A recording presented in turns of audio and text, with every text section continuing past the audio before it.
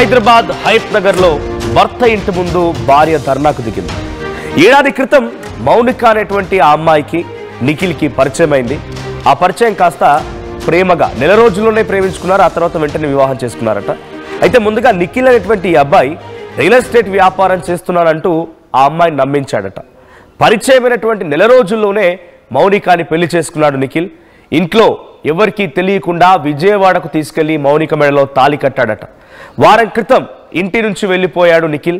Interest పోయిందంటూ Nikhil సమాధానం చెప్పాడంట. ఎందుకు ఏమైందనంటే ఇంట్రెస్ట్ పోయింది. సుమారుగా 11 నెలల పైచిలుకు పాటకి ఇద్దరు కలిసే ఉన్నారు.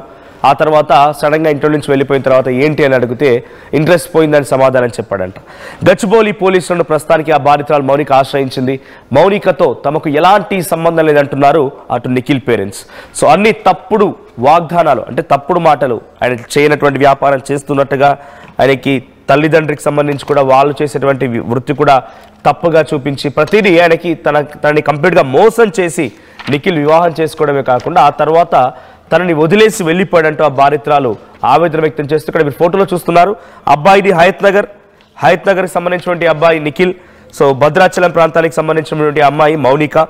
ఇద్దరు గత డిసెంబర్లో, అంటే ఎగ్జాక్ట్గా 1 year కావస్తోంది, పోయిన నెల డిసెంబర్లో హైదరాబాద్లో పరిచయం అయ్యారు. ఆ పరిచయం కాస్త వారు నెల రోజుల్లోనే ప్రేమగా మారి ఇరు కుటుంబాలకు సంబంధించి ఎవరికి తెలియకుండా, అంటే అటు నిఖిల్ తల్లిదండ్రులకై తెలియదు అనేది విషయాన్ని అమ్మాయి మౌనిక చెప్తోంది. సో తెలియకుండా విజయవాడలోకి వెళ్ళి పెళ్లి చేసుకున్నారట. ఆ తర్వాత వచ్చి ఇద్దరు అటు గచ్చిబౌలి పోలీస్ స్టేషన్ పరిధిలో ఉన్నటువంటి శ్రీరామ్ నగర్ కాలనీలో ఇద్దరు నివాసం ఉన్నారట. సో ప్రస్తుతానికి వారం రోజులు అవుతోంది నిఖిల్ ఆ అమ్మాయిని వదిలేసి. ఏంటి అని అడిగితే నాకు ఇంట్రెస్ట్ పోయిందనే సమాధానం చెప్పాడంట. ఎస్, మనతో పాటుగా అమ్మాయి సదరు బాధితురాలు మౌనిక కూడా లైవ్లో ఉన్నారు, మాట్లాడదాం. మౌనిక గారు నమస్తే. నా వాయిస్ వినిపిస్తోందమ్మా? వినిపిస్తుంది సార్. రైట్, ఏం జరిగిందమ్మా? వారం రోజుల క్రితం వరకు నిఖిల్ మీతో పాటే ఉన్నాడా?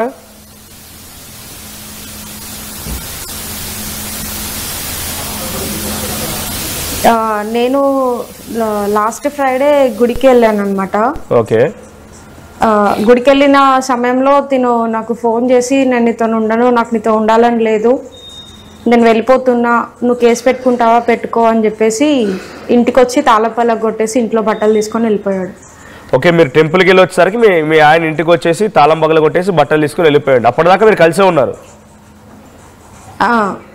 అప్పటి వరకు కూడా మేము కలిసే ఉన్నాం. ఓకే, ఏం చేస్తూ ఉండేవాడమ్మా? నిఖిల్ ఏం చేస్తూ ఉండేవాడు? తను నాకు రియల్ ఎస్టేట్ అని చెప్పి పరిచయం అయ్యాడు సార్. ఓకే. కానీ రియల్ ఎస్టేట్ అని చెప్పాడు కానీ తనకి రోజు కొన్ని లక్షల కొద్ది డబ్బులు రావడం,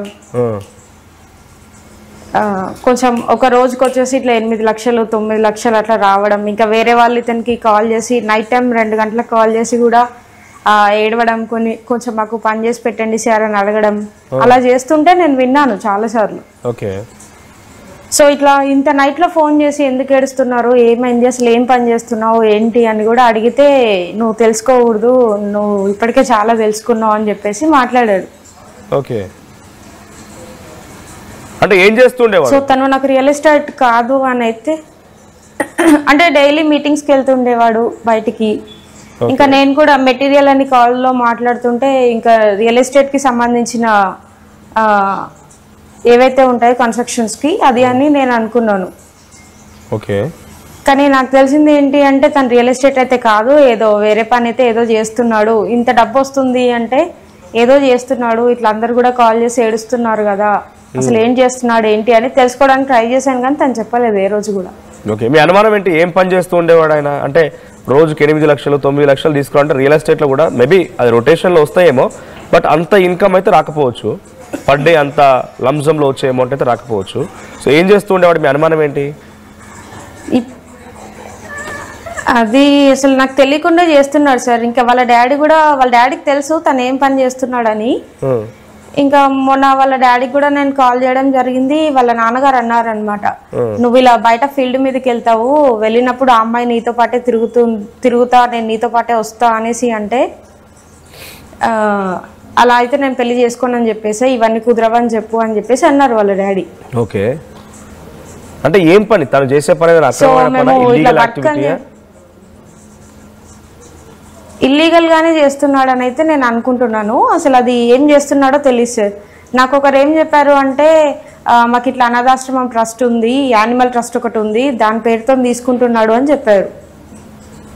మళ్ళీ చెప్తారా? అనాథాశ్రమం ఉంది, అనాథాశ్రమం ఉంది, ఇంకా యానిమల్ ట్రస్ట్ కూడా ఒకటి ఉంది మాకు. మీరు దీనికి కొంత హెల్ప్ చేస్తే మీకు మా నుంచి ఏదైనా వస్తుంది అని చెప్పేసి చెప్పారు.